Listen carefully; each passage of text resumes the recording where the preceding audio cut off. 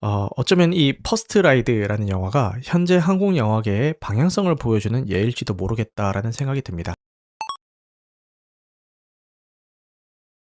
혹시 영화 30일 기억하시나요? 216만 명의 관객을 동원하면서 정말 큰 사랑을 받았었죠. 저도 이 30일이 보여줬었던 클리셰를 비트는 유머나 예측 불가능한 전개 이런 것들이 제 취향이라서 극장에서 2회차를 했을 정도로 정말 재밌게 봤거든요. 근데 이번에 이 30일을 만든 남대중 감독과 강하늘 배우가 다시 뭉친다라고 해서 저도 개봉 전부터 기대를 많이 했습니다. 그래서 이 30일에 빵빵 터지는 웃음을 기대하면서 극장을 찾았는데, 그런데 기대를 너무 한 탓인지는 모르겠지만 개인적으로는 아쉬움이 많이 남는 작품이었고요. 먼저 스포일러 없이 줄거리를 간단하게 소개를 해드리자면은, 영화는 24년지기 절친 사총사가 등장을 합니다. 강하늘 배우가 연기한 태정, 그리고 김영광, 차은우, 강영석 배우가 각각 연민, 도진, 금복 역을 맡았습니다. 이 네 친구가 드디어 꿈에 그리던 첫 해외여행을 태국으로 떠나면서 이야기가 시작이 되는데요. 태정을 일편단심 짝사랑하는 한선화 배우가 연기하는 옥심이 예고 없이 합류하게 되면서 모든 게 삐걱대기 시작한다라는 그런 이야기입니다. 솔직히 말씀드리자면은 저처럼 30일에서 봤던 그런 빵 터지는 큰 웃음이나 허를 찌르는 개그 이런 걸 기대하셨다면은 아쉬울 수 있는 작품이고요. 영화 초반부는 이 내 친구의 끈끈한 우정이나 소소한 개그 장면들을 나열하면서 캐릭터를 쌓아 올리는데 집중을 하더라고요. 이게 등장인물이 많다 보니까 각자에게 서사를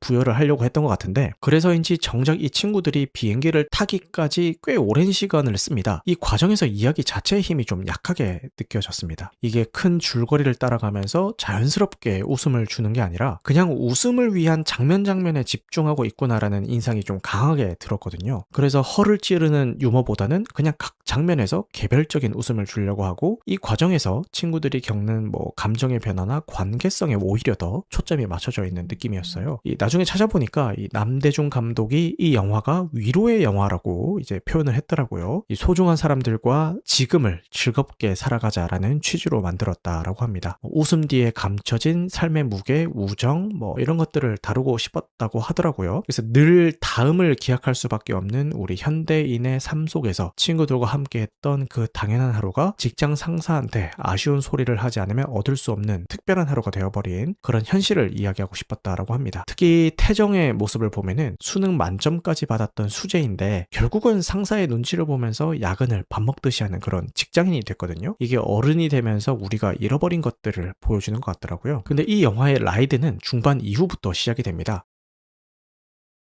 이 친구들이 태국 현지에서 예상치도 못했던 거대한 범죄 조직이랑 얽히게 되는데요. 여기서 정말 뜬금없이 장기매매라는 소재가 등장을 합니다. 이게 이 영화의 장르를 급격하게 틀어버리는 변곡점이 되는데요. 아마 이 지점에서 많은 관객분들이 당혹감을 느끼실 수가 있을 겁니다. 저 역시도 그냥 가벼운 코미디를 기대했다가 이런 무거운 소재를 마주하고는 정말 놀랬거든요. 전반적인 코미디 톤이랑은 너무 대비되는 이 무거운 소재가 영화의 흐름상 다소 뜬금없게 느껴지기도 했습니다. 이 감독은 인터뷰에서 원래 대본에 있었다라고 하던데 의도한 건 아니셨겠지만 최근에 캄보디아 사건 같은 실제 사회 이슈들이랑 맞물리면서 시적절하게 느껴지는 부분도 있긴 한데 이 작품으로 보자면은 많이 뜬금없는 부분이긴 했습니다. 초반에 보여줬던 그런 가벼운 에피소드들이나 우정의 서사들은 결국 이 극단적인 상황에서 터져나오는 우정의 진심을 위한 빌드업이었던 거죠. 하지만 이런 급격한 톤의 변화가 관객들에게 매끄럽게 전해질지는 글쎄요. 이거는 좀 호불호가 갈릴 지점이라고 생각을 하고 저는 불호였습니다. 이렇게 아쉽고 혼란스러운 지점이 있는데도 불구하고 배우들의 연기는 빛이 납니다. 강하늘 배우는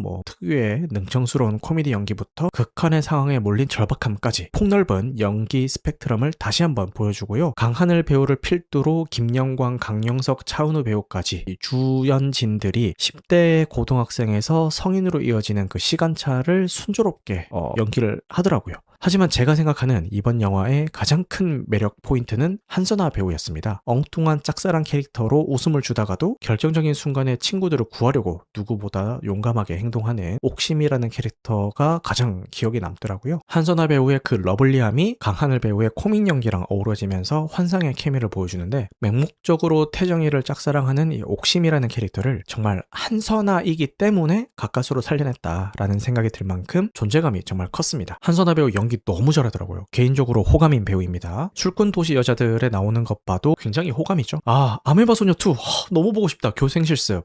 빨리 개봉해라. 개봉 소식이 안 들리냐? 검색 한번 해볼까요? 개봉일이 그냥 2025년 하반기라고 돼 있는 거 보니까 뭐 하반기라고 해봤자 지금 11월, 12월이잖아요. 뭐 2달 안에 하겠죠. 정리하자면은 개인적으로는 30일에 유쾌함을 기대했던 터라 큰 웃음보다는 소소한 웃음을 주는 개그 타율이 좀 아쉬웠고요. 후반부의 급격한 장르 변화가 다소 실망스럽게 느껴졌습니다. 이야기의 전개가 산만하게 느껴졌고 캐릭터의 설정에 의존한 개그가 많아서 완성도가 아쉬운 작품이었습니다. 저는 이렇게 비록 불호였지만 시사회 반응이 나쁘지 않고 강하늘, 차은우, 한선아와 같은 대중적인 호감도가 높은 배우들의 티켓 파워가 있으니까 손익분기점이 160만 관객이던데 관객수를 한번 볼까요? 토요일 관객수가 나왔겠네. 박스오피스 1인데 9만 6천 명이 봤네요. 주말인데 10만을 못 넘겼네. 지금 누적 28만인데 못 넘기겠네요. 입소문이 났나봐요. 어쩌면 이 퍼스트 라이드라는 영화가 현재 한국 영화계의 방향성을 보여주는 예일지도 모르겠다라는 생각이 듭니다. 가볍게 즐길 수 있는 코미디에다가 우정이나 여행 같은 익숙한 소재를 버무리고 거기에 예상치 못한 장르적인 반전을 더해서 안전한 흥행을 노리는 손익분기점 100만에서 150만 규모의 영화들 말이죠. 혹시 이 영화를 보신 분이 계신다면 댓글로 후기 남겨주시면 감사할 것 같습니다.